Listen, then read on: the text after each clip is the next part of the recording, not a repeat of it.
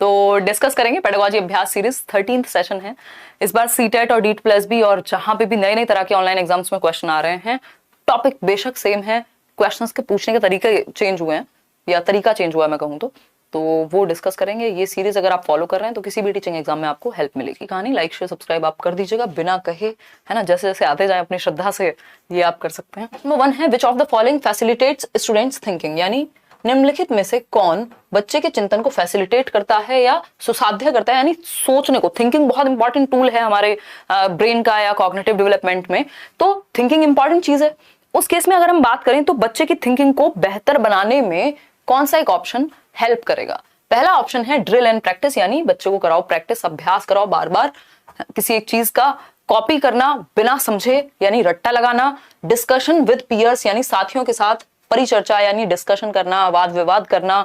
Passive listening, यानी बस robot की तरह बैठ के सुनते रहना। तो हमें भी पता है कि ड्रिल एंड प्रैक्टिस, देखो ये ड्रिल एंड प्रैक्टिस कुछ क्वेश्चन समझने में या आपको एक तरह के क्वेश्चंस प्रैक्टिस करने समझ में आता है, बट थिंकिंग में ड्रिल एंड प्रैक्टिस का यूज नहीं है। यहाँ पे कॉपिंग विदाउट अंडरस्टैंडिंग, ये तो रोट लर्निंग हो गया, रट्टा हो गया। एक होती है मीनिंगफुल लर्निंग, जिसको हम अर्थपूर्ण अधिगम कहते हैं, जिसको प्रमोट करता है आज की डेट में सारी जितनी भी पॉलिसीज हैं, जितने भी कमीशन है, सब यही बात कहते हैं कि भाई हम मीनिंगफुल लर्निंग, या कंस्ट्रक्टिविज्म जो है रचनावाद, वो भी यही कहता है कि अर्थपूर्ण अधिगम हो जीवन से जोड़ करके। अर्थपूर्ण कब बनेंगी चीजें, मीनिंगफुल कब बनती हैं। दुनिया में बहुत सारी चीजें हो रही हैं, हमारे लिए मीनिंगफुल क्या होती हैं चीजें, वो चीजें जो हमारी लाइफ से कनेक्ट कर पाए, जिनसे हम कनेक्ट कर पाए। तो ये मीनिंगफुल लर्निंग तो है नहीं, ये तो रोट लर्निंग हो गया, रट्टा हो गया। तो रट्टे को नहीं, मीनिंगफुल लर्निंग को सपोर्ट करना है। डिस्कशन विद पीयर्स, साथियों के साथ चर्चा। अगर आप चर्चा करेंगे दैट मींस आपको इंटरेस्ट आएगा, आप 4 व्यूज दूसरे के सुनेंगे और 4 पर्सपेक्टिव्स अपने शेयर करेंगे, दैट मींस मीनिंगफुल लर्निंग है। लर्निंग बाय डूइंग है, एक्टिव लर्निंग हो रही है, आप सक्रिय रूप से भागीदारी निभा रहे हैं, एक्टिव पार्टिसिपेंट बन रहे हैं आप डिस्कशन के अंदर। तो ये क्या हुई, मीनिंगफुल लर्निंग है। और मीनिंगफुल लर्निंग से क्या होगा, थिंकिंग स्टिमुलेट होगी। अगर आप 4 लोगों में बैठ के बात कर रहे हैं, डिस्कस कर रहे हैं, तो सोचना पड़ेगा, आपको अपने विचार देने पड़ेंगे, रटे रटाए से काम नहीं चल पाएगा। ठीक, तो पैसिव लिसनिंग तो कभी नहीं होगा। बट अब बच्चा सबसे ज्यादा एक्टिव किस ऑप्शन में है, बच्चा सबसे ज्यादा जो एक्टिव है वो सी ऑप्शन में है। और 99% केसेस में इस तरह के क्वेश्चंस में जहां बच्चा सबसे ज्यादा एक्टिव है वो आंसर, वो ऑप्शन सही है। आगे बढ़ेंगे, C option is the right answer. साथियों के साथ परिचर्चा। पीयर ग्रुप होता है जो लगभग सेम एज के बच्चे, आपके क्लासमेट्स हो सकते हैं या आपके साथ रहने वाले लोग, कई बार एज में बड़े भी हो सकते हैं, बट जिनके साथ आप रहते हैं या जिनके साथ आप काम करते होंगे, जिनके साथ आप पढ़ाई कर रहे हैं स्कूल के कॉन्टेक्स्ट में अगर हम बात करें। क्वेश्चन नंबर 2 देखिएगा, अच्छा क्वेश्चन है। करें तो क्वेश्चन नंबर 2 कहता है it is important to dash situations where the students are dash listeners for long periods of time, यानी यह महत्वपूर्ण है, ऐसी स्थितियां टालना महत्वपूर्ण है या पैदा करना महत्वपूर्ण है। खुद से देखिएगा कि इन दोनों का कॉम्बिनेशन बना करके कौन सी बात फिट हो पा रही है। क्रिएट और पैसिव, प्रिवेंट और एक्टिव, रीइंफोर्स और डॉगाइल, बताइए। 60% लोग कह रहे हैं C option is the right answer. मतलब इट इज, सी को चेक कर लेते हैं फिर। It is important to prevent situations where the students are active listeners for long periods of time. Prevent, really prevent का मतलब समझते हैं, निषेध या बचना ऐसी सिचुएशन से जहां पे बच्चे एक्टिव हो सकें। ये तो भाई आपने बहुत ही खराब बात कर दी, है ना। ऐसे नींद में आंसर नहीं करना है, ठीक है, बिल्कुल गलत है। जितने भी लोग 64% लोग सी कह रहे हैं, जो कि गलत है। समझते हैं, फिर से समझते हैं। चलो, हो सकता है मैंने गलत पढ़ लिया हो, आप लोग के कॉन्फिडेंस को देख के लग रहा है मुझे। देखिए एक बार, क्वेश्चन नंबर 2 कहता है it is important to avoid situations where the students are passive listeners for long periods of time. यही बात यहां सीधे सीधे फिट हो रही है। It is important to create situations where the students are passive listeners for long time, यानी ऐसी सिचुएशंस को क्रिएट करना इंपॉर्टेंट है जहां पे बच्चा पैसिव हो। भाई बिल्कुल नहीं है इंपॉर्टेंट, ऐसी सिचुएशन तो क्रिएट ही नहीं करनी चाहिए। रीइंफोर्स करना, जहां पे बच्चे को आज्ञाधीन बना दिया जाए, सिर्फ उसको सीधा ऑर्डर दिए जाएं, ये भी गलत है। ऐसी सिचुएशन भी क्रिएट नहीं होनी चाहिए। तो पहले इंग्लिश में समझते हैं। It is important to create, यानी ऐसी सिचुएशंस को क्रिएट, अवॉइड करना। ये तो हम इसको तो कैंसिल कर ही चुके हैं, है ना। बात आती है फर्स्ट को चेक कर लेते हैं अब, बाकी तो सेट बैठ ही नहीं रहे।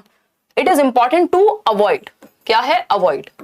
It is important to avoid situations where the students are passive, यानी निष्क्रिय हैं जहां पर बच्चे, passive listeners for long periods of time, यानी ऐसी सिचुएशंस को अवॉइड किया जाना चाहिए जहां बच्चा निष्क्रिय है, पैसिव है, एक्टिव नहीं है, क्योंकि बच्चे को एक्टिव होना है ना कि पैसिव, राइट। यहां पे फिट करके देख लेते हैं। ऐसी स्थितियां टालना महत्वपूर्ण है, टालना महत्वपूर्ण है जहां छात्र लंबे समय तक निष्क्रिय श्रोता बना रहे, है ना। जहां जो छात्र है अगर वो निष्क्रिय श्रोता बना रहेगा तो ऐसी परिस्थितियां तो आपको क्लासरूम में एज अ टीचर टालनी पड़ेंगी, क्योंकि हम करके सीखने की बात करते हैं, हम लर्निंग बाय डूइंग की बात करते हैं, हम एक्टिव एक्सपेरिमेंटेशन, एक्टिव एक्सप्लोरेशन की बात करते हैं, लर्निंग थ्रू एक्टिविटी की बात करते हैं, कंस्ट्रक्टिविज्म की बात करते हैं, प्रोग्रेसिव एजुकेशन की बात करते हैं, जहां बच्चा चाइल्ड सेंटर्ड एजुकेशन में होगा, यानी बच्चे के अकॉर्डिंग चीजें होंगी, वो एक्टिव होना चाहिए।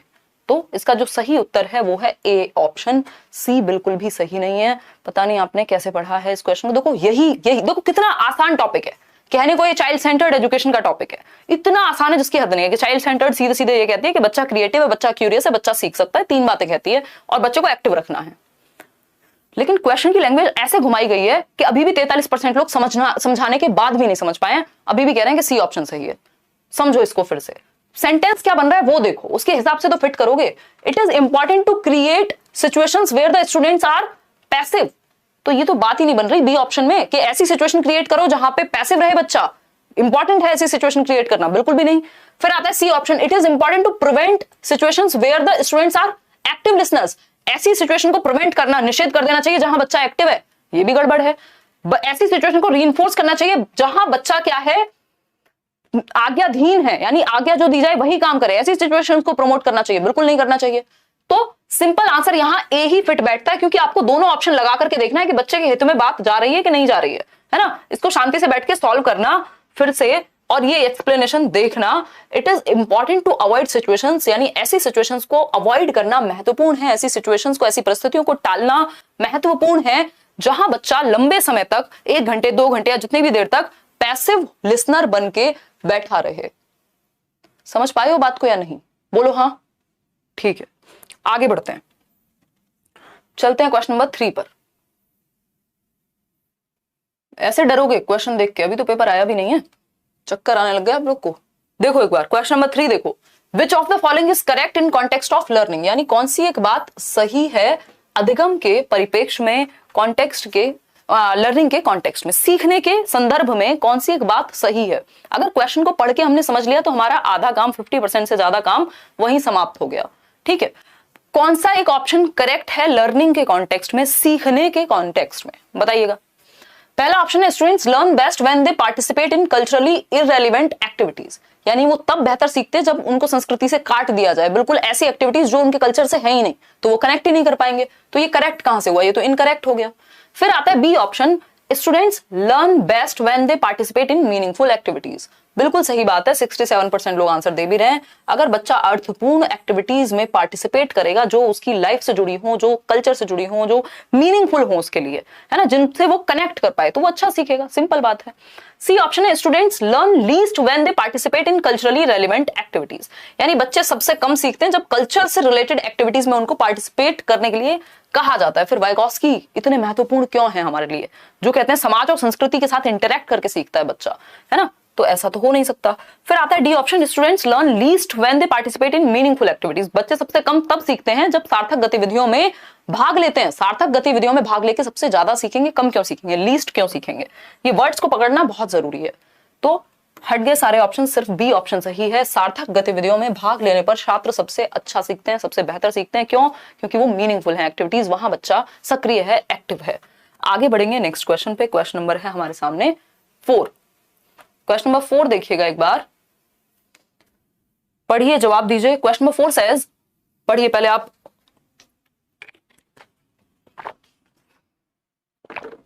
फटाफट बताइए।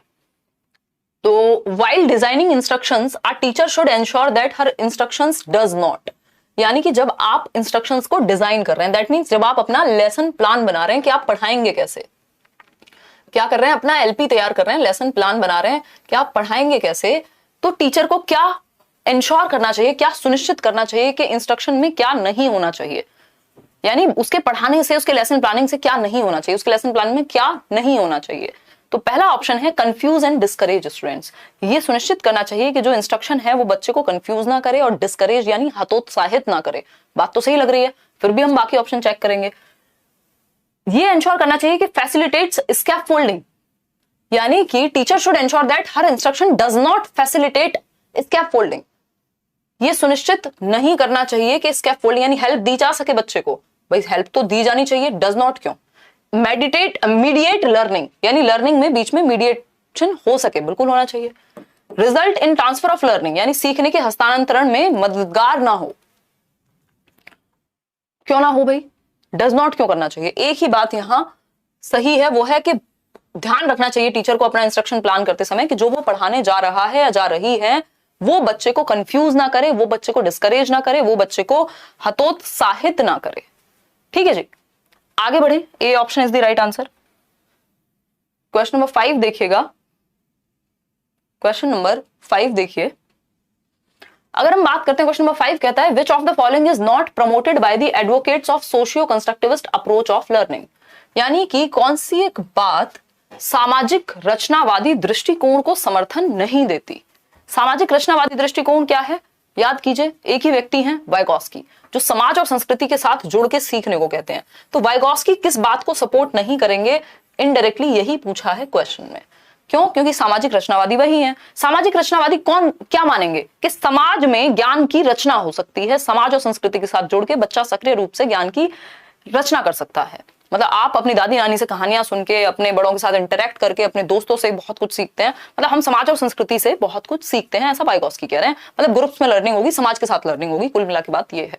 लेकिन कौन सी बात इस चीज के अगेंस्ट है? कंडीशनिंग ऑफ बिहेवियर, बिल्कुल सही बात है। कंडीशनिंग कहां आती है? बिहेवियरिज्म में आती है, कंस्ट्रक्टिविज्म में नहीं आती। रचनावादी नहीं कहेंगे ये बात, बिहेवियरिस्ट यानी व्यवहारवादी कहेंगे, जो कंडीशनिंग की, जो आदत डलवाने की बात करते हैं कि घंटी बजी खाना आया, कुत्ते के मुंह से लार आई, घंटी बजी कुत्ते के मुंह से स्लाइवा आया। जो डॉग है वो सेलिब्रेट करेगा। पैवलोव को याद कीजिए, स्किनर को याद कीजिए, थॉर्नडाइक को याद कीजिए, हल को याद कीजिए, टॉलमैन को याद कीजिए। ये सारे लोग, किस वुडवर्थ की बात करें अगर हम, जेबी वॉटसन की अगर हम बात करें, कौन है ये लोग? ये बिहेवियरिस्ट लोग हैं जो आदत डलवाने की बात करते हैं, जो कहते हैं हम किसी को कुछ भी बना देंगे, बस आदत डलवानी है। बहुत ही आसान शब्दों में मैं इसको कह रही हूं, आदत मींस कंडीशनिंग करा देंगे हम। ठीक है, एक तरह से ब्रेन वॉश कर देंगे हम। ठीक, अगर हम बात करें डिस्कवरी लर्निंग की, तो इसमें क्या होगा? ये बात तो सही है, ये तो करेंगे जो कंस्ट्रक्टिविस्ट हैं, क्योंकि इसमें डिस्कवर करेगा, बच्चा एक्टिव है। जहां पे भी बच्चा एक्टिव है उस चीज को तो प्रमोट करेंगे ना कंस्ट्रक्टिविस्ट। कंस्ट्रक्टिविस्ट का मतलब क्या है? रचनावादी, जो रचना को प्रमोट करें, जो कंस्ट्रक्शन को प्रमोट करें नॉलेज के। स्कैफोल्डिंग, हेल्प, हाँ इसकी बात वाइगॉस्की करते ही हैं। यूज ऑफ कल्चरल टूल्स, हाँ वाइगॉस्की इसकी भी बात करते हैं। भाई वाइगॉस्की सोसाइटी, कल्चर और लैंग्वेज की बात करते ही हैं। ठीक, तो A option is the right answer, क्योंकि यही गलत है और पूछा ही गलत है, इसलिए गलत ही सही है। तो कंडीशनिंग की बात सामाजिक रचनावादी नहीं करेंगे। क्वेश्चन नंबर 6 देखिएगा। क्वेश्चन नंबर 6 पढ़िए एक बार, जवाब दीजिएगा अपने अनुसार।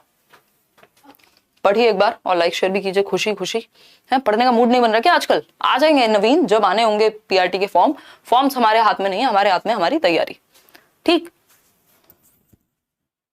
देखिए, in order to enhance problem solving skills, समस्या समाधान की जो कौशल है समस्या समाधान के, उनको एनहेंस करने के लिए, उनको बढ़ावा देने के लिए which of the following is a good strategy, कौन सी एक स्ट्रेटेजी अच्छी स्ट्रेटेजी है, कौन सा एक तरीका अच्छा तरीका है अगर हम बात कर रहे हैं समस्या समाधान को बढ़ावा देने की। तो पहला ऑप्शन है create situations that demands application of knowledge, यानी हमें ऐसी परिस्थितियां बनानी चाहिए जिनमें ज्ञान की एप्लीकेशन हो सके, जो आपने सीखा है उसको आप अप्लाई कर सकें। बिल्कुल सही बात है, अच्छी स्ट्रेटेजी है समस्या समाधान की। फिर भी पढ़ते हैं, give a list of facts to rote memorisation, रटने से कभी भी ज्ञान का सृजन नहीं होगा। फिर आता है instruct students to copy written information, copy written information मतलब बस बिना दिमाग लगाए रोट लर्निंग कर लो। Teach content for getting good marks, again ये भी उद्देश्य नहीं है शिक्षा का कि अच्छे नंबर लाए जा सकें, सिर्फ अच्छे नंबर आ जाएं बात अलग है, बट फोकस किस चीज पे है कि हम नॉलेज को कंस्ट्रक्ट कर सकें, यानी सिचुएशन ऐसी क्रिएट करना जहां पे एप्लीकेशन, जो भी उसने सीखा है उसको अगर वो अप्लाई कर पाए। अगर आपने प्याजे को पढ़ा और प्याजे के ऊपर 4 बच्चों को ऑब्जर्व किया, दैट मींस प्रॉब्लम अगर आपके सामने आएगी तो आप सॉल्व कर पाएंगे कि किस उम्र के बच्चे को किस तरह का टास्क देना है। तो जो आपने नॉलेज को सीखा उसको आप अप्लाई कर पाए या नहीं कर पा रहे हैं, इस बात से निर्धारित होगा कि प्रॉब्लम सॉल्विंग की स्ट्रेटेजी अच्छी है कि नहीं है। तो A option is the right answer, कि समस्या समाधान को बढ़ावा देने में आपको ऐसी परिस्थितियां बनानी है जहां पे ज्ञान के अनुप्रयोग की मांग हो, जो कि ए ऑप्शन में कहा ही है। क्वेश्चन नंबर 7 देखिएगा एक बार। क्वेश्चन नंबर 7 क्या कहता है, देखिए, A teacher should deal with the misconceptions among children. Misconceptions पे क्वेश्चन बहुत आते हैं। Misconceptions कह लीजिए इनको, alternative conceptions कह लीजिए इनको, भ्रांतियां कह लीजिए इनको आप वैकल्पिक अवधारणाएं कह लीजिए, naive concepts कह लीजिए आप बच्चों के, जो बच्चे जनरली बना लेते हैं, है ना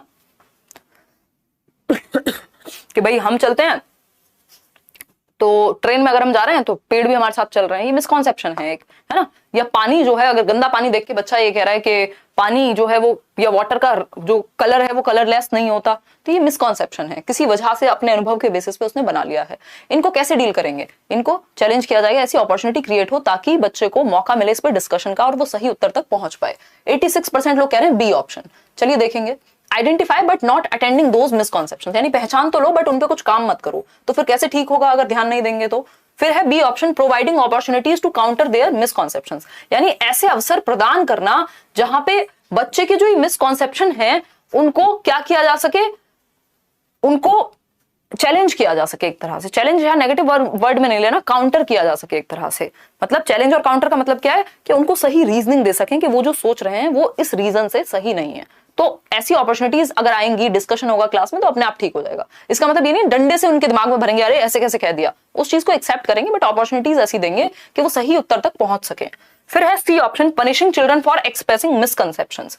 ऐसा नहीं हम कर सकते कि बच्चे को हम पनिश करें, उसको दंड दें कि वो अपनी बात कह कैसे पा रहा है। अगर उसको कोई मिसकंसेप्शन है तो उसने बोल कैसे दिया, बोलना जरूरी है, गलती ठीक हो जाएगी बाद में। फिर है D option, referring them straight to a remedial teacher. कह देंगे भाई तुम्हें तो दवा की जरूरत है, तुम्हें तो उपचारात्मक शिक्षण की जरूरत है, तुम्हें तो सब कुछ गलत आता है, एक काम करो तुम पहले रेमेडियल क्लासेस ले लो, एक्स्ट्रा क्लासेस लो तुम सीधा। ये भी नहीं होना चाहिए। हम क्या देंगे, पहले अवसर देंगे ताकि वो ठीक हो सके, वो जो भी थॉट्स हैं उनके, उनको रीजनिंग मिल सके। तो B option is the right answer, जो कि आप लोग दे भी रहे हैं। आगे बढ़ेंगे क्वेश्चन नंबर 8 पर। Shame is the dash to the process of learning, यानी अधिगम की प्रक्रिया में शर्मिंदगी क्या है? बताइए। इसेंशियल यानी महत्वपूर्ण है, शेम फील करना जरूरी है, आप शर्मिंदा होंगे तभी सीखेंगे, है ना। हानिकारक है, या फिर रिलेटेड ही नहीं है, लर्निंग से कोई संबंध नहीं है शेम का, या सिग्निफिकेंट यानी महत्वपूर्ण है। देखो शेम ना तो इसेंशियल है ना सिग्निफिकेंट है ना, और ऐसा भी नहीं कह सकते कि रिलेटेड नहीं है, ठीक है, कोई संबंध नहीं है। कोई संबंध का मतलब होता है न्यूट्रल, जीरो प्रभाव। अगर आप शर्मिंदा हैं तो बच्चे को क्लासरूम में पूरी तरह से आपने क्या किया, डांट दिया एक तरह से, शेम आ गई, या उसको कहते तुम तो सीख ही नहीं सकते। अब इस शेम से कोई फर्क नहीं पड़ेगा लर्निंग पे, ऐसा तो नहीं हो सकता, नेगेटिव प्रभाव पड़ेगा, हार्मफुल है ना। जो शेम है वो हानिकारक है बच्चे के अधिगम में, उसके सेल्फ एस्टीम से लेके उसके कॉन्फिडेंस से लेके सारी चीजें प्रभावित होंगी, वो ढंग से नहीं सीख पाएगा। इसलिए B option is the right answer. Shame क्या है, एक नेगेटिव इमोशन है। आगे बढ़ेंगे क्वेश्चन नंबर 9 पर। अब बात हो रही है एनईपी की। एनईपी के बहुत सारे क्वेश्चंस आए हैं जो कि मैं एक सेपरेट वीडियो में डिस्कस करूंगी भी आपके साथ, कि न्यू एजुकेशन पॉलिसी पे वीडियो तो मैंने पहले भी बनाया हुआ है, बट एक वीडियो में हम डिस्कस कर लेंगे किसी दिन। The shift proposed in national education policy 2020, NEP 2020 की अगर हम बात करें तो किस शिफ्ट की बात की गई है? शिफ्ट का मतलब वो नहीं है जो हम जॉब में शिफ्ट होती है 8 घंटे की सुबह शाम, वो वाली शिफ्ट की बात नहीं हो रही है।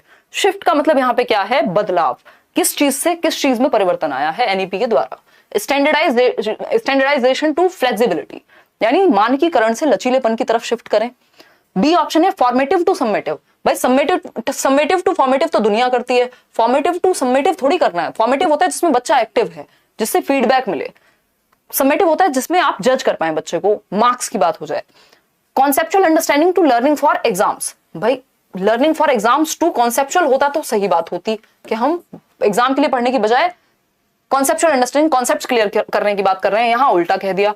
Multi disciplinary to rigidity, multi disciplinary होता है कि सभी तरह की चीजें इन्वॉल्व हो, होलिस्टिक वे में बच्चा सीख पाए। तो रिजिडिटी यानी कठोरपन से मल्टी डिसिप्लिनरी की तरफ लाना था, ना कि मल्टी डिसिप्लिनरी से रिजिडिटी की तरफ, तो ये भी नेगेटिव हो गया। एक ही बात यहां सही है, स्टैंडर्डाइजेशन से फ्लेक्सिबिलिटी की तरफ शिफ्ट जाएगा तब जाकर के लर्निंग अच्छी होगी एनईपी के अकॉर्डिंग। मानकीकरण से लचीलापन, लचीलापन क्या है, स्टैंडर्डाइजेशन है 10 लोग एग्जाम दे रहे हैं, 10 लाख लोग एग्जाम दे रहे हैं और सबके लिए एक जैसा है, उसमें ना इंडिविजुअल डिफरेंसेस को, ना बच्चे के इंटरेस्ट को, ना एप्टीट्यूड को ध्यान में नहीं रखा जाता। तो स्टैंडर्डाइजेशन या रिजिडिटी की बजाय फ्लेक्सिबिलिटी होनी चाहिए इंडिविजुअल डिफरेंसेस को ध्यान में रखते हुए, तो ये शिफ्ट आना चाहिए। A option is the right answer. आगे बढ़ेंगे question number 10। Learning should be directed towards dash rather than dash, यानी अधिगम को किस तरफ डायरेक्ट किया जाना चाहिए, किस तरफ की बजाय। अधिगम को डैश के बजाय, प्रतियोगिता के बजाय अनुकृति की ओर निर्देशित किया जाना चाहिए, यानी नकल की ओर। तो भाई नकल की ओर क्यों करोगे, है ना। चलो कंपटीशन की बजाय तो समझ में आ रहा है, पहली बात सही है, बट सेकंड तो गलत है, ये गलत है ना। रट्टा या नकल थोड़ी करानी है, इमिटेशन का मतलब है अनुकरण या अनुकृति, तो ये बात तो गलत है। Learning should be directed towards imitation, यानी नकल की तरफ, अगेन गलत है। Learning should be directed towards memorisation rather than understanding, यानी याद करने पे बजाय कि समझने पे, ये भी गलत है। Learning should be directed towards understanding, समझने की तरफ डायरेक्ट होनी चाहिए, अंडरस्टैंडिंग की तरफ डायरेक्ट होनी चाहिए जो लर्निंग है, रेदर देन यानी किसके बजाय, मेमोराइजेशन के बजाय, रटने के बजाय समझने पे फोकस होना चाहिए, लर्निंग ऐसी होनी चाहिए। यानी only D option is the right answer. सही उत्तर क्या है हमारे पास, डी करेक्ट है। ठीक है, सी जितने भी लोग आंसर कर रहे हैं बहुत ही जल्दबाजी में आंसर कर रहे हैं। अगर आप चारों ऑप्शन ठीक से पढ़ेंगे नहीं, 50% लोग अभी भी सी कह रहे हैं। मतलब मैंने अब तो ये पूरा आपको रीजन से बता दिया कि सी हो नहीं सकता, फिर भी सी कह रहे हैं। मतलब हम ठीक से पढ़ के समझने में कंफ्यूज हो जाते हैं। हमारा कॉन्सेप्ट ठीक है, बट जहां पढ़ के समझने की बात आ रही है क्वेश्चन को, वो पूछ क्या रहा है, जैसे ही दो फिलिंदा ब्लैंक लगेंगे, जैसे स्टेटमेंट और रीजन लगेगा, हम घबरा जाएंगे, नंबर चला जाएगा। इसीलिए तो अभी प्रैक्टिस करनी है।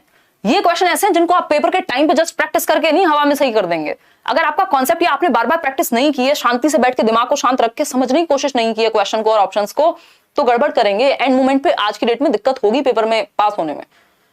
ठीक, चाहे वो सीटेट ही क्यों ना हो। देखो एक बार, अधिगम को रटने के बजाय यहां लगा के देख लिया करो ना, रटने के बजाय समझने की ओर निर्देशित किया जाना चाहिए। बात तो ठीक लग रही है।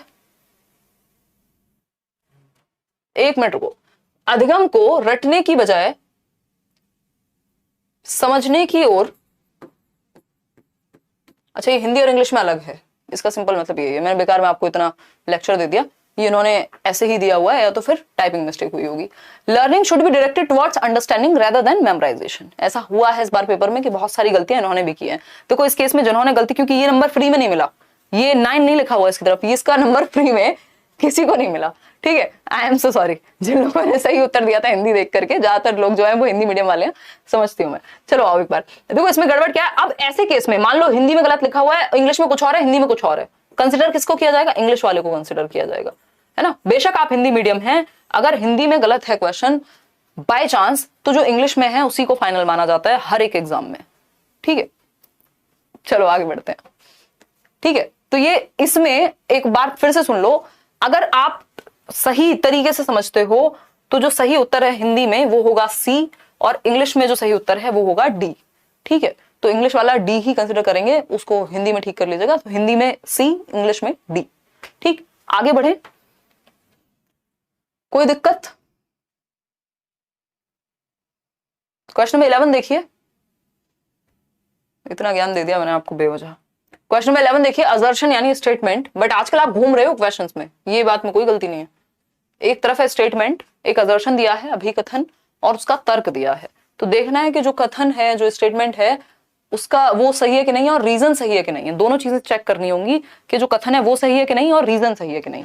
ठीक है जी, कोई बात नहीं मैम। हाँ सुधांशु, आप लोग, मुझे कितना गिल्टी महसूस हो रहा है मैं क्या बताऊं, है आंसू आ गए मेरे। हाँ ये गलत है, सही बोल रहे हो, वो उसमें गलत दिया हुआ। देखो एक बार, अब जब एग्जामिनर ने गलती की हुई है तो हमारे जैसे बालक क्या करें या बालिकाएं। देखो एक बार क्वेश्चन नंबर 11 देखें। स्टेटमेंट जो है वो कहता है children are unable to learn optimally when they are undernourished और अनवेल। यानी बच्चे जो है वो सही ढंग से नहीं सीख पाते यदि वो अस्वस्थ हैं या अल्प पोषित हैं या कुपोषित हैं, मतलब जिनको नरिशमेंट ठीक से नहीं मिला, जिनको ऑप्टिमली माहौल ही नहीं मिल रहा फिजिकली भी ठीक से काम कर पाने का, बच्चे सीख नहीं पाएंगे प्रॉपर तरीके से अगर वो अंडर नरिश्ड हैं या वो ठीक महसूस नहीं कर रहे हैं, बीमार हैं किसी भी वजह से। बात तो ठीक है, बिल्कुल ट्रू है, बिल्कुल सही बात है, ये तो स्टेटमेंट एकदम सही है। अब रीजन देखते हैं इसका। All domains of development are interrelated, physical development has an impact on cognitive development.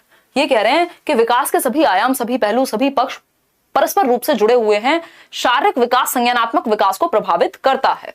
बात तो सही है कि जो शारीरिक विकास है, मतलब अगर मैं शरीर से सही महसूस नहीं कर रही हूँ, मैं बीमार महसूस कर रही हूँ, मुझे ठीक से खाना नहीं मिला है, नरिश्ड नहीं हूं, तो क्या होगा, दिमाग ठीक से काम करेगा नहीं करेगा। जितना ऑप्टिमम, जहां जो मेरा लेवल था सीखने का वो नहीं सीख पाऊंगी, है ना। तो इस केस में इसीलिए हम मिड डे मील लेके आए, है ना। कई लोग बोल देते हैं जो थोड़ा सा, जिनकी समझ थोड़ी सी कम है, धरातल समझ, वो कहते थे क्या जरूरत है मिड डे मील की, है ना, क्या जरूरत है इतनी सारी स्कीम्स की। लोग तो धांधलेबाजी कर रहे हैं, बीच में खा जाते हैं, मानते हैं, लेकिन कोई भी स्कीम आती है उसके पीछे बहुत अच्छा इंटेंशन होता है और कुछ हद तक फायदा होता भी है कि बच्चे एक तो डेली स्कूल में चले जाएं, दूसरा जिसको बोला भी जाता है भूखे भजन नहीं होगा, है ना, तो जब तक पेट में, मैस्लो की हायरार्की भी कहती है, फिजियोलॉजिकल नीड्स अगर फुलफिल नहीं हो रही हैं तो पढ़ाई में मन नहीं लगेगा, है ना, ज्ञान की बातें अच्छी नहीं लगेंगी अगर खाना नहीं मिला तो कह सकते हैं हम कि आपस में जुड़े हुए हैं विकास के सभी पहलू, चाहे वो फिजिकल यानी शारीरिक हो, संज्ञानात्मक दिमाग से, और सोशल यानी सामाजिक और इमोशनल, चारों आपस में जुड़े हुए हैं। अगर शरीर ठीक महसूस नहीं कर रहा तो दिमाग भी ठीक से काम नहीं करेगा, लर्निंग अच्छे से नहीं होगी। तो A option is the right answer. अब इसका मतलब ये नहीं है कि हो ही नहीं सकती, अब कई लोग एक्सेप्शंस लेके आ जाएंगे कि ऐसे भी तो लोग हैं जिन्होंने गरीबी में पता नहीं क्या क्या कर दिया। भाई जितना पोटेंशियल था हो सकता है वहां तक ना पहुंच पाए या ऑप्टिमल ना हो पाए, है ना, हर चीज को स्ट्रगल ही थोड़ी बनाना है। Both A and R are true and R is the correct explanation of A, यानी ए और आर दोनों सही हैं। और जो रीजन है वो स्टेटमेंट का जो रीजन दिया गया है वो बिल्कुल सही दिया गया है कि अगर बच्चा अंडर नरिश्ड है, अनवेल है, तो इसका मतलब सिंपल क्या हुआ, सीखने में दिक्कत क्यों होगी, क्योंकि डेवलपमेंट के सभी एस्पेक्ट जो हैं इंटर रिलेटेड हैं। ठीक, तो A option is the right answer, बाकी की तो जगह यहां बचती ही नहीं है। क्वेश्चन नंबर 12 देखेंगे फटाफट से। Which principle of development does this illustrate? पढ़िएगा जरा, जवाब दीजिएगा, जवाब। देखिए एक बार, which principle of development does this illustrate, यानी विकास के किस सिद्धांत को इस एक्सप्लेनेशन से दर्शाया गया है। The child learns to stand before she can walk and babble before she talks, यानी जो बच्चा है, चाइल्ड लर्न्स टू स्टैंड यानी बच्चा क्या है, खड़े होना पहले सीख लेता है चलने से, यानी बच्चा चलना सीखने से पहले खड़े होना सीखेगा। भाई ऑब्वियस है ना, बच्चे ने पहले खड़े होना सीखा, पहले तो बैठना सीखा होगा, फिर ऐसे घिसट के चलना सीखा होगा, क्रॉलिंग बोलते हैं जिसको, फिर खड़े होना सीखा, फिर चलना सीखा, फिर दौड़ना सीखेगा।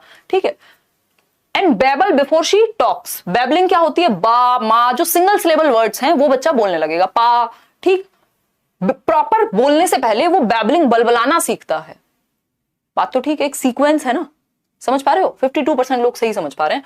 डेवलपमेंट इज सीक्वेंशियल, यानी विकास क्रमबद्ध होता है, डेवलपमेंट सीक्वेंस में होता है, एक प्रॉपर सीक्वेंस में चलेगा कि बच्चा पहले बैठना सीखेगा, फिर खड़े होना सीखेगा, फिर खड़े होकर चलना सीखेगा, फिर चल के दौड़ना सीखेगा। ऐसा नहीं होगा ना पहले दौड़ना सीख लिया बाद में चलना सीखा, पॉसिबिलिटी नहीं है, सीक्वेंस ही नहीं है ये तो। और पहले बैबलिंग सीखने की बजाय पहले प्रॉपर बोलने लग गया और फिर बा पा मा बोलना शुरू किया, ऐसा नहीं होता ना, सीक्वेंस है।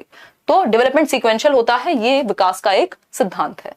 Development proceeds from head to toe, ये तो फिर सेफेलोकॉर्डल हो जाता है। ऐसी बात नहीं हुई कि बच्चा पहले प्रॉपर, ये बात नहीं हो रही कि चलना सीखेगा या मतलब सर से पैर की तरफ जाएगा विकास, ऐसी बात यहां नहीं हुई। ठीक, उसका लैंग्वेज से कोई संबंध नहीं होता, ताल्लुक नहीं होता। डेवलपमेंट इज डिसऑर्डरली, नहीं ऑर्डर में होता है ये। अगर यहाँ सीक्वेंशियल की जगह ऑर्डरली भी लिखा होता तब भी बात सेम ही होती।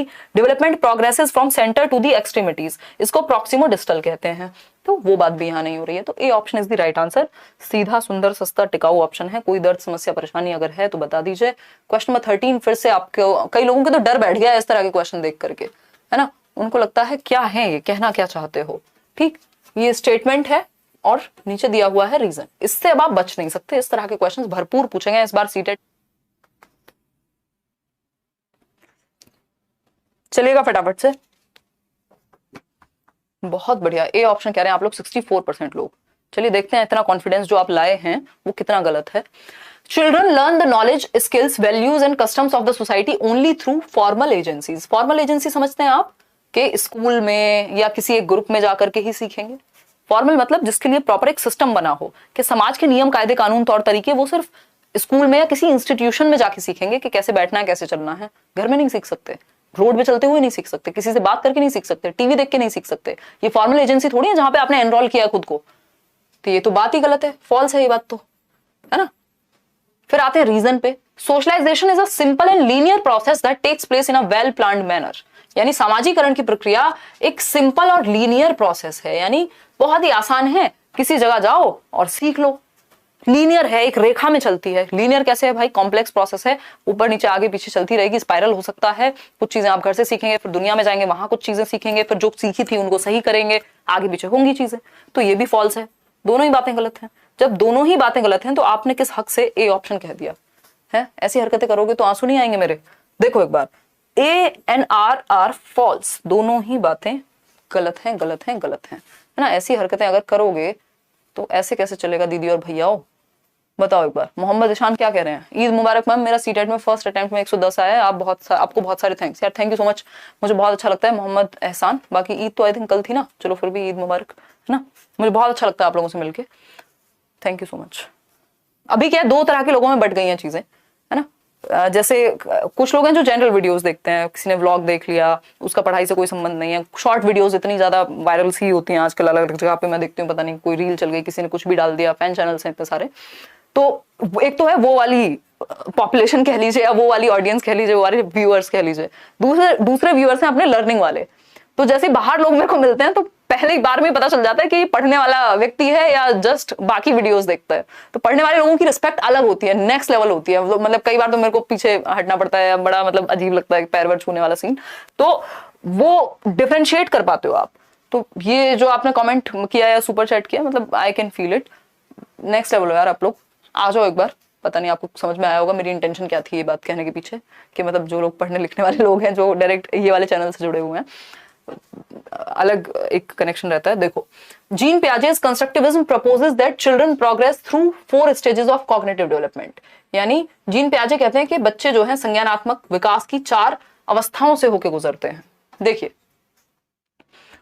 Bye acting upon the environment, यानी एनवायरमेंट के साथ अंतःक्रिया करके या क्रिया करके, through social interactions with more knowledgeable others, MKOs के साथ सामाजिक अन्योन्य क्रिया करके, ये तो वाइगोस्की का डायलॉग है। बाय इमिटेशन ऑफ अदर्स, ऐसा तो पियाजे नहीं कहते। थ्रू, ये कौन कहेगा इमिटेशन की बात, बेंड्यूरा करेंगे। Through anticipation of rewards, reward और पनिशमेंट की बात भी पियाजे वाइगोस्की नहीं करेंगे, बिहेवियरिस्ट लोग करेंगे, व्यवहारवादी करेंगे, स्किनर, थॉर्नडाइक, पावलोव, टॉलमैन, हल, वुडवर्थ, जेबी वॉटसन वगैरह वगैरह। ठीक, वातावरण में कितने नाम लिए वो कमेंट में बता दीजिएगा। अगर हम बात करें तो इसका सही उत्तर है bye acting upon the environment, वातावरण में अंतःक्रिया करके। देखो, एनवायरमेंट का मतलब ये नहीं कि जहां पे लोग ही होंगे, एनवायरमेंट में चीजें भी आ सकती हैं। बच्चे ने बॉटल को देखा, अच्छा उसने बॉटल उठाई, गिराया, देखा पानी निकला कि नहीं, फिर ये ढक्कन खोलने की कोशिश की, ये किया वो किया। ये है एनवायरमेंट में एक्ट करना, कि बच्चा एक्टिविटी करके। लिटिल साइंटिस्ट कहा है पियाजे ने बच्चे को, यानी नन्हे वैज्ञानिक है, वो एक्टिविटी करके सीखते हैं। तो A option is the only right answer. ये जो है ये वाइगोस्की की बात है कि सामाजिक अन्योन्य क्रिया, सोशल इंटरेक्शन करेंगे, अपने से बड़ों के साथ या अपने से ज्यादा जानने वाले लोगों के साथ सीखेंगे, एज चाहे कम हो या ज्यादा हो। आगे बढ़ेंगे, क्वेश्चन नंबर 15 देखिएगा। अकॉर्डिंग टू जीन पियाजे, at which stage of cognitive development can children operate on operations and perform hypothetico deductive reasoning. Hypothetico deductive reasoning समझते हैं आप, निगमनात्मक परिकल्पनात्मक चिंतन कहते हैं इसको हम। और बच्चे जो हैं वो ऑपरेट कर पाएंगे, यानी उनके अंदर लॉजिक आ जाएगा किस चीज को लेकर, हाइपोथेटिको डिडक्टिव रीजनिंग के लिए, यानी एब्स्ट्रैक्ट थिंकिंग आ जाएगी।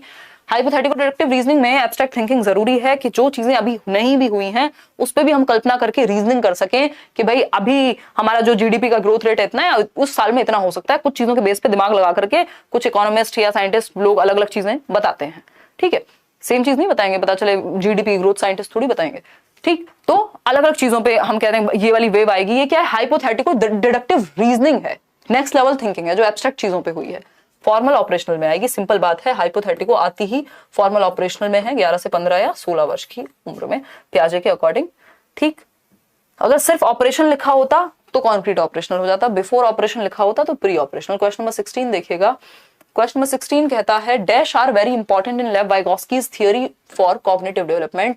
लेव वाइगोस्की के संज्ञानात्मक सिद्धांत में क्या महत्वपूर्ण है इन 4 ऑप्शंस में से। कल्चरल टूल्स यानी सांस्कृतिक उपकरण, परिपक्वता यानी मैच्योरिटी, पनिशमेंट ना तो वाइगोस्की बात करेंगे ना पियाजे बात करेंगे। कौन बात करेगा पनिशमेंट और रिवॉर्ड की, बिहेवियरिस्ट, व्यवहारवादी। अडेप्टेशन, पता है ना व्यवहारवादी, थॉर्नडाइक, पावलोव, स्किनर, मैं रोज आपको नाम याद दिलाऊंगी ताकि आपके दिमाग में छप जाए चीजें। ठीक है, अडेप्टेशन की बात पियाजे कर रहे हैं, वाइगोस्की नहीं करते। पियाजे की थियरी में कल ही मैंने आपको बताए थे 4 फैक्टर, MESE पियाजे की थियरी वाले, मैचुरेशन, एक्सपीरियंस, इक्विलिब्रेशन और सोशल एक्सपीरियंस। ठीक है, एक्टिविटी जिसको हम कह रहे हैं एक्सपीरियंस को। मैचुरेशन भी पियाजे बात करते हैं, वाइगोस्की बात करते हैं संस्कृति की, सोसाइटी, कल्चर और लैंग्वेज। ये 3 चीजें सबसे महत्वपूर्ण है वाइगोस्की की थियरी में। तो जो सांस्कृतिक उपकरण है, जो हमारी संस्कृति है, उसमें जो भी चीजें हैं, जो भी टूल्स हैं, वो महत्वपूर्ण है हमारे संज्ञान के विकास के लिए, ऐसा वाइगोस्की कहेंगे। तो 81% लोग आंसर सही दे रहे हैं। आगे बढ़ेंगे क्वेश्चन नंबर 17 पर। क्वेश्चन नंबर 17 देखिएगा एक बार। क्वेश्चन है थोड़ा सा बड़ा है, पढ़िएगा। मेजर डिफरेंस जीन पियाजे और वाइगोस्की की थियरी में। बहुत लोग इसमें कंफ्यूज होने वाले हैं। जीन पियाजे और वाइगोस्की की थियरी में प्रमुख अंतर क्या है, फटाफट से जवाब दीजिएगा तभी हम बढ़ेंगे आगे। देखिएगा, मतलब हम 4,500 लोग जुड़े हुए हैं, सिर्फ 2,500 लोगों को सेशन पसंद आ रहा है। लाइक शेयर करना क्यों भूल जाते हो, हैं? इससे होता कुछ नहीं है, बस दिल की शांति मिलती है। ऐसे लगता है आप लोगों को सेशन पसंद आ रहा है, मेहनत रंग ला रही है ना। सुप्रिया कह रही है अच्छे से दिख नहीं रहा, सुप्रिया बड़े वाले लेंस लगवाओ, है ना, क्वालिटी सुधार लो, उसमें क्वालिटी का ऑप्शन होगा, वहां से 1080p या 720p कर लो सेटिंग्स में जाके, यहाँ से एकदम HD क्वालिटी में चल रही हैं चीजें। बी ऑप्शन कह रही है गुंजन, मान लेते हैं गुंजन आपकी बात, तो सी कह रहे हैं 50% लोग और ए कह रहे हैं 33% लोग। चलो देखते हैं। पियाजे emphasised on the role of language in cognitive development, नहीं, पियाजे ने लैंग्वेज के रोल को बहुत महत्वपूर्ण बिल्कुल नहीं माना। Vygotsky gave primary importance to heredity, नहीं, वाइगोस्की ने हेरिडिटी को इंपॉर्टेंस बिल्कुल भी नहीं दी। इन्होंने तो सोसाइटी कल्चर की बात की है, ये तो इनका क्रिटिसिज्म है कि इन्होंने हेरिडिटी पे बात ही नहीं की। ठीक, फिर आते हैं Vygotsky emphasise the role of culture in cognitive development, ये बात आप बिल्कुल सही कह रहे हैं कि संस्कृति के महत्व को इन्होंने दर्शाया है, किसने, वाइगोस्की ने, संज्ञानात्मक विकास में, हमारी समझ के विकास में। पियाजे gave importance to what the child can do on her own as well as what she can do with support, ये तो स्कैफोल्डिंग हो गया, वाइगोस्की का कॉन्सेप्ट है। तो सिर्फ एक ही बात सही है यहाँ, जो है सी ऑप्शन के, वाइगोस्की संज्ञानात्मक विकास में सांस्कृतिक भूमिका को महत्व देते हैं कि संस्कृति के साथ इंटरेक्ट करके हम बेहतर सीख सकते हैं, ऐसा वाइगोस्की बिल्कुल कहते हैं। आगे बढ़ेंगे क्वेश्चन नंबर 18 पर। अब बात होती है कैरल ग्लीगन की। कैरल ग्लीगन क्या कह रहे हैं? कैरल ग्लीगन एक महिला है जो कि कोहलबर्ग की ही स्टूडेंट थी। इन्होंने क्रिटिसाइज किया कोहलबर्ग की मॉरल डेवलपमेंट की थियरी को कुछ ग्राउंड्स पे, एक तो इनको कहा जेंडर बायस और कुछ रीजंस दिए उस बात के। तो कैरल ग्लीगन ने लॉरेंस कोहलबर्ग के नैतिक विकास के सिद्धांत की समालोचना करते हुए तर्क दिया कि पुरुषों की नैतिकता का आधार डैश होता है while women have morality of dash, यानी जो मॉरल डिसीजंस हैं पुरुषों के वो किसी एक आधार पे आते हैं और महिलाओं के दूसरे आधार पे। तो कोहलबर्ग ने महिलाओं और पुरुषों के बीच के जो अंतर हैं उसको ध्यान में ही नहीं रखा, जेंडर बायस थियरी बनाई। तो 48% लोग क्या कह रहे हैं? C option. हाँ, गड़बड़ कर दिया यार आपने, ये कहां से सेक्शन, मतलब आपको महिलाएं त्याग करती हुई अच्छी लगती हैं? देख रहे हो अपनी सोच, देखो एक बार, नहीं होगा ये उत्तर। आते हैं बेसिकली, अगर हम बात करें तो इसमें जो सही आर्गुमेंट था वो था कैरल ग्लीगन का कि man have morality of justice, man have morality of justice, यानी न्याय की नैतिकता होती है पुरुषों में, जबकि स्त्रियों की यानी while women have morality of care, है ना, ज्यादा केयरिंग होती है, ये कह सकते हैं हम। तो देखभाल की जगह यहाँ कोई सही शब्द भी यूज कर सकते थे, बट हिंदी ट्रांसलेशन ऐसा ही है आपके एग्जामिनर्स का भी, और हमें भी वही यूज करना पड़ता है। ठीक, न्याय। अब इसमें ये कह सकते हैं कि कुछ हद तक ज्यादा प्रैक्टिकल होते हैं पुरुष, या फिर जो जस्टिस की मॉरलिटी उन्होंने कहा है कि प्रैक्टिकलिटी या लॉजिक के बेस पे ले लेंगे, जबकि महिलाओं में केयर की भावना ज्यादा होती है, तो वो केयर बेस्ड मॉरलिटी या सही गलत को कंसिडर करती हैं, है ना। होता नहीं मम्मी के बच्चे, भाई मेरे बच्चे ने किया तो कोई बात नहीं यार, कोई बात नहीं, मेरा बच्चा है ना, कितना भी निकम्मा हो।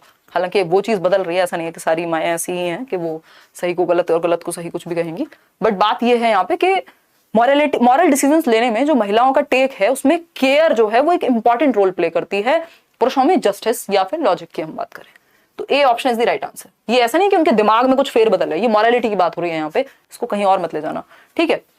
बाकी सब बातें बेकार हैं, पुरुषों के लिए केयर नहीं कहा, उल्टा हो जाएगा अगर बी ऑप्शन चूज करेंगे, तो ए ही एकमात्र सही उत्तर है। आगे बढ़ेंगे क्वेश्चन नंबर 19 पर हम, जिसका पोल आपको एडवांस में मिल गया 2 दिन पहले। क्वेश्चन नंबर 19 देखिएगा एक बार, है क्वेश्चन नंबर 19 देखिए। Which of the following is a correctly matched pair of the type of intelligence and the end state possibilities as per the theory of Howard Gardner? यानी कौन सा एक पेयर सही है या करेक्टली मैच्ड है।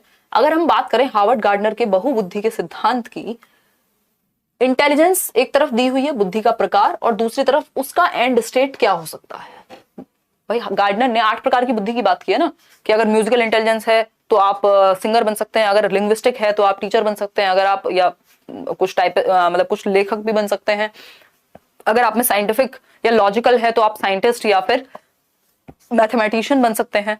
तो एक तरफ लिखी है बुद्धि, दूसरी तरफ लिखा है उससे रिलेटेड क्या बन सकते हो या एंड स्टेट क्या हो सकता है। इंटेलिजेंस क्या दी हुई है, लिंग्विस्टिक इंटेलिजेंस से व्यक्ति अकाउंटेंट बनेगा। यार ये तो मैथमेटिकल या फिर लॉजिकल चाहिए होगी, अकाउंट्स के लिए तो कैलकुलेशन चाहिए ना, लिंग्विस्टिक थोड़ी चाहिए कि अकाउंटेंट बहुत अच्छा बोलता हो, इस बात की क्या जरूरत है, फिर तो वो वक्ता बन जाएगा, फिर तो उसमें लिंग्विस्टिक में तो वक्ता आ जाएगा, कैलकुलेशन थोड़ी आएगी। जरूरी थोड़ी जितने भी वक्ता हैं वो बहुत अच्छे कैलकुलेट कर लेते हैं।